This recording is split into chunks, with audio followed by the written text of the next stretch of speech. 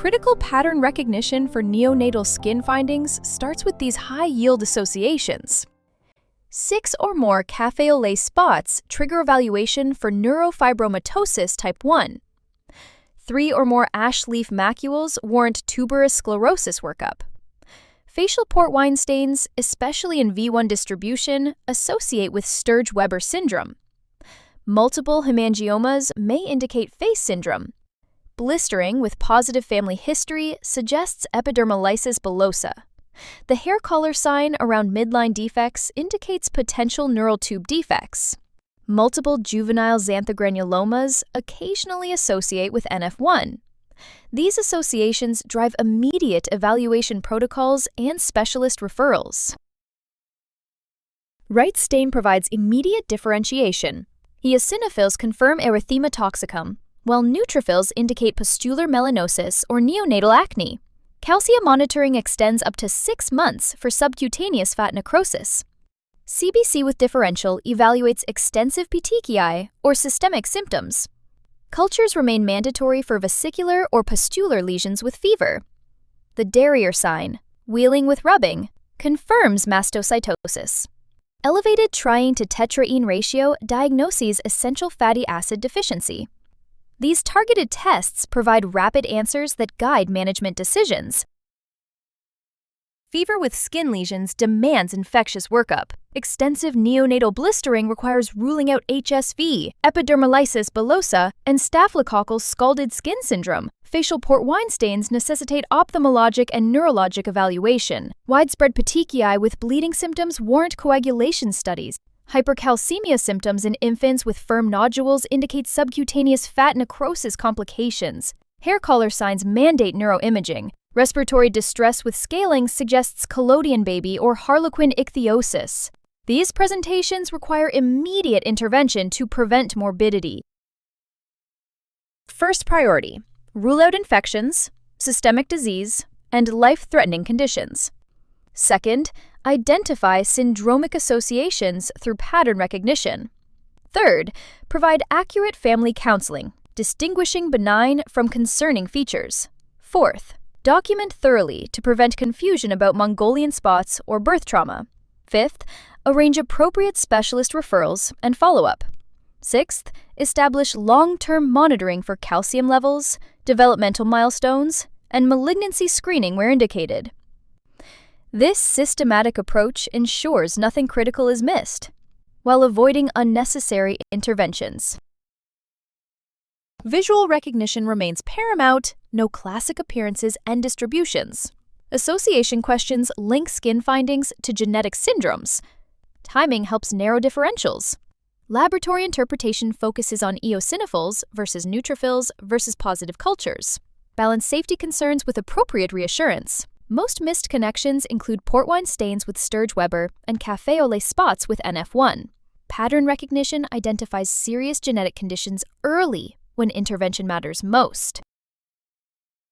Term newborn with day 2 pustules showing eosinophils equals erythema toxicum. Reassure parents. Preterm infant with blistering and positive Nikolsky requires cultures to differentiate. EB from SSSS. 6-month-old with 8 café-au-lait spots needs NF1 evaluation and genetics referral. Newborn with facial V1 port wine stain requires ophthalmology and neurology consultation. Firm purple nodules after difficult delivery suggest subcutaneous fat necrosis. Monitor calcium for 6 months. Thick scaling membrane at birth indicates collodion baby. Provide humidified care. Avoid keratolytics. Hair color around scalp defect requires neuroimaging for neural connections. Most neonatal skin conditions remain benign. Pattern recognition prevents overtreatment. Master high-yield associations. 6 café-au-lait spots, facial port wine stains.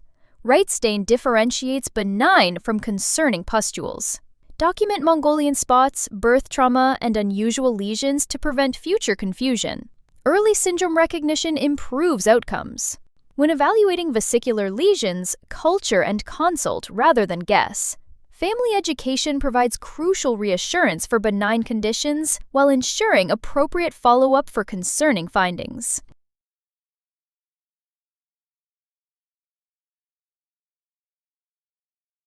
A 2-day-old term infant develops multiple small yellow white papules with surrounding erythema on the trunk and face. Microscopic examination of the lesion would most likely show eosinophils, lymphocytes, neutrophils.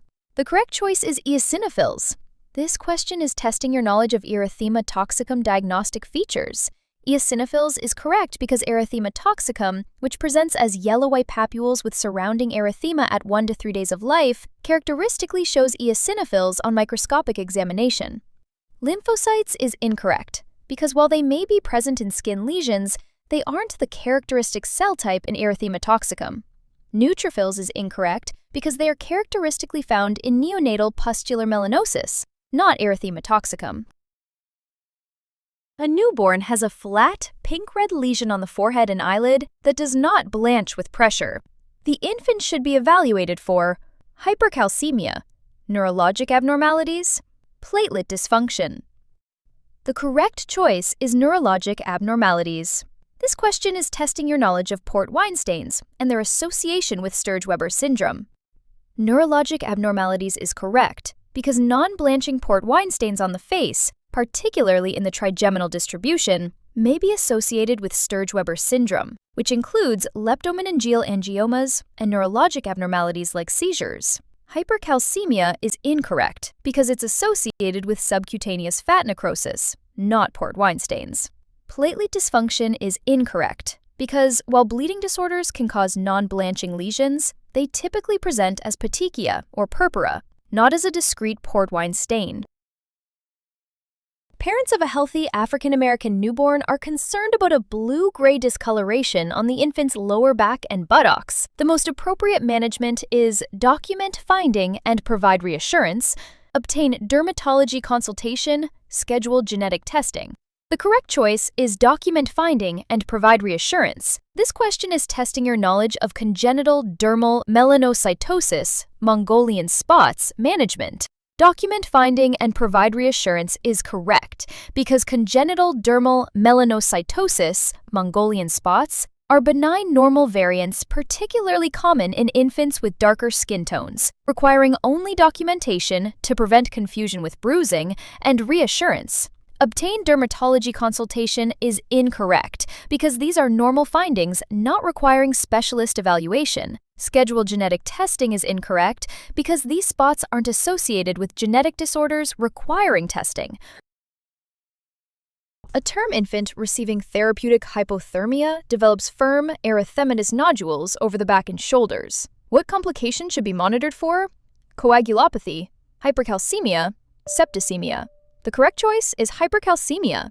This question is testing your knowledge of subcutaneous fat necrosis complications. Hypercalcemia is correct because subcutaneous fat necrosis, which can develop following therapeutic hypothermia treatment, can lead to hypercalcemia up to 6 months after initial presentation, requiring monitoring of calcium levels. Coagulopathy is incorrect because subcutaneous fat necrosis isn't typically associated with coagulation disorders. Septicemia is incorrect because while local infection can occur at any skin lesion, subcutaneous fat necrosis isn't primarily associated with systemic infection.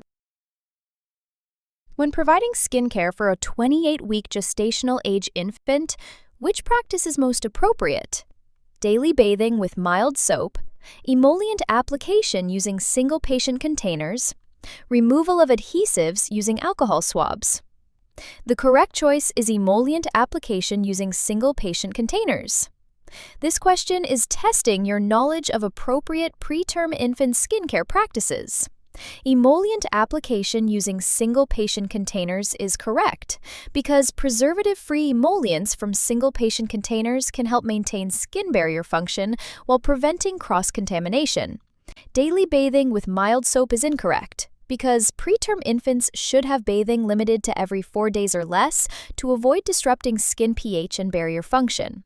Removal of adhesives using alcohol swabs is incorrect because alcohol can damage the fragile skin of preterm infants and lead to increased absorption of potentially toxic substances.